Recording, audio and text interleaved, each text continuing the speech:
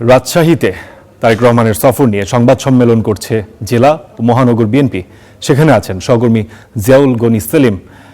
সেলিম, সংবাদ সম্মেলন শুরু হয়েছে কিনা, সার্বিক যেই নির্বাচনী প্রচারণার প্রস্তুতি সে বিষয়ে নেতারা কি বলছেন?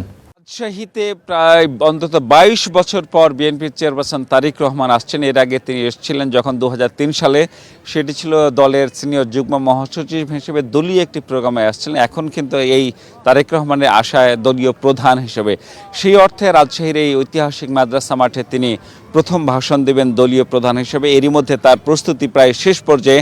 আমার পিছনের যে মঞ্চ তৈরি করা হয়েছে সেই মঞ্চের তৈরি কাজে একদম প্রায় শেষ পর্যায়ে, এখন শেষ পর্যায়ে টুকিটাকি কাজগুলো তৈরি করা হচ্ছে। কিছুক্ষণ পরে একটি সংবাদ সম্মেলন আয়োজন করা হয়েছে বিএনপির তরফ থেকে, সেখানে জানানো হবে তার বিস্তারিত কর্মসূচি সম্পর্কে। এখন যদিও আমাদেরকে জানানো হয়েছে যে আগামীকাল দুপুর 12:30টার দিকে তারেক রহমান এই মাঠে আসবেন, এই মাঠে বক্তব্য দিবেন। সেখানে রাজশাহী ছাড়াই চাঁপাইনবাবগঞ্জ এবং নাটোরের দলীয় নেতাকর্মীরা এই মাঠে আসবেন এবং সেখানে তারেক রহমানের বক্তব্য শোনার জন্য তারা অধীর আগ্রহে অপেক্ষা করছেন। এরপর তারেক রহমান চলে যাবেন নওগাঁ হয়ে বগুড়া। তো সব মিলে যে প্রস্তুতি, আসলে তাকে বরণ করতে এই জনসভাটি সফল করতে এরই মধ্যে উঠান বৈঠক সহ নানা কর্মসূচি পালন করা হয়েছে।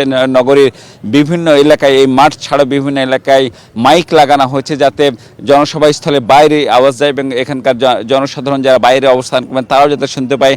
আশা করা হচ্ছে যে কয়েক লক্ষ মানুষের আসলে এখানে সমাগম ঘটবে বলে আশা করছেন নেতাকর্মীরা। তো রাজশাহীর তারেক রহমানের আগমনের সর্বশেষ খবর ছিল এই আমার কাছে। ধন্যবাদ সেলিম, বেশ বিস্তারিতভাবেই জানাচ্ছিলেন।